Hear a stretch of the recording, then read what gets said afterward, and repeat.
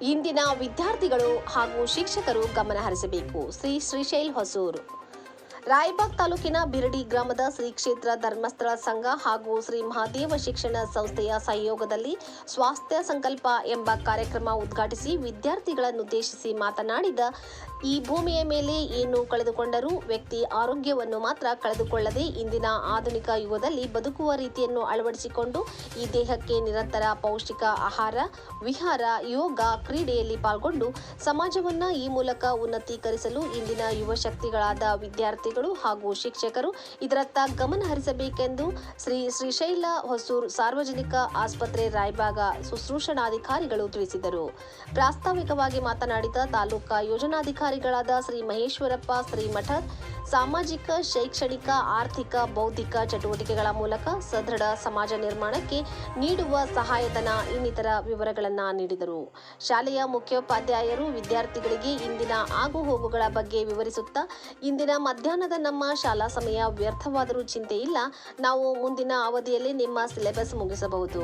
ಆದರೆ ಇಂತಹ ಪರಿಪೂರ್ಣ ಮಾಹಿತಿ ನೀಡುವ ಕಾರ್ಯಕ್ರಮ ನಿಮ್ಮಿಂದ ಈ ಸಮಾಜಕ್ಕೆ ತಲುಪಿ ಅದು ಸಾಕಾರ ಆದರೆ ಮನುಷ್ಯ ಸಮಾಜ ಮಾದರಿಯಾಗಿ ಸಾಗುವುದರಲ್ಲಿ ಎರಡು ಮಾತಿಲ್ಲ ಎನ್ನುವ ಮೂಲಕ ವಿದ್ಯಾರ್ಥಿಗಳಿಗೆ ಶ್ರೀಮಠದ ಆಶೀರ್ವಾದದಂತೆ ಪೆನ್ನುಗಳನ್ನು ನೀಡಿ ಸತ್ಕರಿಸಿದರು. ವಂದನಾರ್ಪಣೆ ಮಾಡಿದ ಮಂಜುನಾಥ್ ಕ್ಷೇತ್ರ ಮೇಲ್ವಿಚಾರಕರು, ಕಾರ್ಯಕ್ರಮ ಒಟ್ಟಾರೆ ವಿದ್ಯಾರ್ಥಿಗಳ ಶ್ರೇಯೋಭಿವೃದ್ಧಿಗಾಗಿ ಶ್ರೀಮಠ ಸದಾ ಕಂಕಣಬದ್ಧವಾಗಿರುವುದಾಗಿ ತಿಳಿಸುವ ಮೂಲಕ ವಂದನಾರ್ಪಣೆ ಮಾಡಿದರು.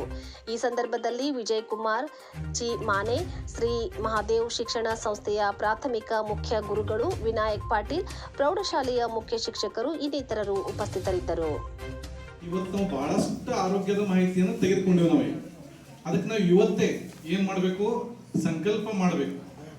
ಅದೇನು ಸಂಕಲ್ಪ ಮಾಡಬೇಕು, ನಮ್ಮ ಆರೋಗ್ಯವನ್ನು ನಾವು ಅತ್ಯಂತ ಸ್ವಾಸ್ಥ್ಯವಾಗಿ ಇಟ್ಕೊಳ್ತೀವಿ ಅನ್ನೋ ಸಂಕಲ್ಪ ಮಾಡಬೇಕು. ನಿಮ್ಗೆಲ್ಲರೂ ಗೊತ್ತೈತಿ, ಈಗ ಆರೋಗ್ಯ ಯಾವ ರೀತಿ ಹಾಳಾಕೈತೆ ಅನ್ನೋದು ಗೊತ್ತೈತಿ.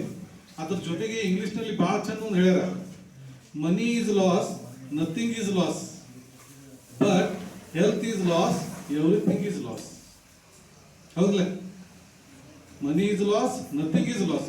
ನಾವು ಹಣ ಕಳ್ಕೊಂಡ್ರೆ ಮತ್ತೆ ಬೇರೆ ಮೂಲಗಳಿಂದ ನಾವೇನು ಮಾಡ್ಬೋದು, ಹಣ ಗಳಿಸ್ಬೋದು. ಹೌದಿಲ್ಲ? ಆದ್ರೆ ಒಂದ್ಸಲ ನಮ್ಮ ಜೀವನದಲ್ಲಿ ನಾವು ಆರೋಗ್ಯವನ್ನು ಕಳ್ಕೊಂಡು ಬಿಟ್ರೆ ನಾವು ಏನನ್ನೂ ಕೂಡ ಸಂಪಾದಿಸ್ಲಿಕ್ಕೆ ಸಾಧ್ಯ ಇಲ್ಲ. ಅದಕ್ಕೆ ದಯಮಾಡಿ ಯಾಕೆ ಈ ಕಾರ್ಯಕ್ರಮವನ್ನ ವಿದ್ಯಾರ್ಥಿಗಳಿಗೆ ಹಮ್ಮಿಕೊಂಡು ಅನ್ನೋದು ನಾವು ಸ್ವಲ್ಪ ಅರ್ಥ ಮಾಡ್ಕೊಳ್ಬೇಕು.